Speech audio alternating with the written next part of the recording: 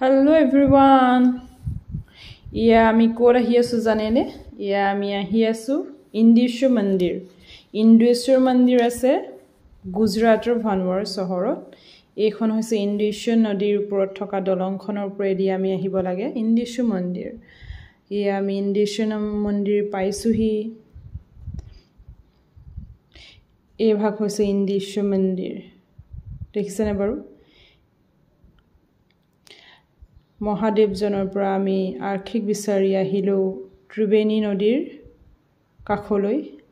যিহেতু ত্ৰিবেণী নদীত বহুত মাছ যি ধৰণে জাপ মাৰি থাকে তেওঁলোকক নিদিয়াকৈ থাকিব নোৱাৰোঁ। সেইবাবে আমি ভাবিলোঁ তেওঁলোকক কিছু খাদ্য দিয়া যাওক।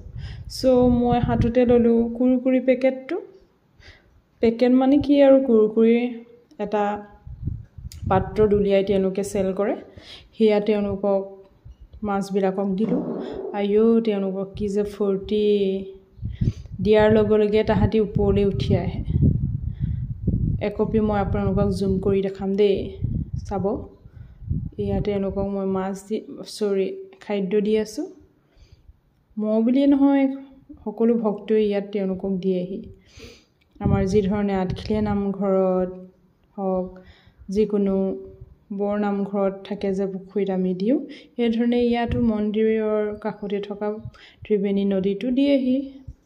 আৰু ইয়াত দেখিছেনে এবাৰ জুম কৰি দিছোঁ, কিমান যে মাছ, ধৰো লাগি গৈছিল, কিন্তু কি ক'ব নোৱাৰিলোঁ। আৰু এয়া হৈছে বগলীও তেওঁলোকৰ আহাৰ বিচাৰি আহিছে ত্ৰিবেণী কাষলৈ। আৰু ত্ৰিবেণী যোনটো আপোনাৰ মনোমোহা পৰিৱেশ, ভাল লাগি গ'ল। অলপ সময় আমি দুয়ো ইয়াত সময় পাৰ কৰিলোঁ। আৰু এয়া হৈছে সূৰ্য অস্ত হোৱা সময়।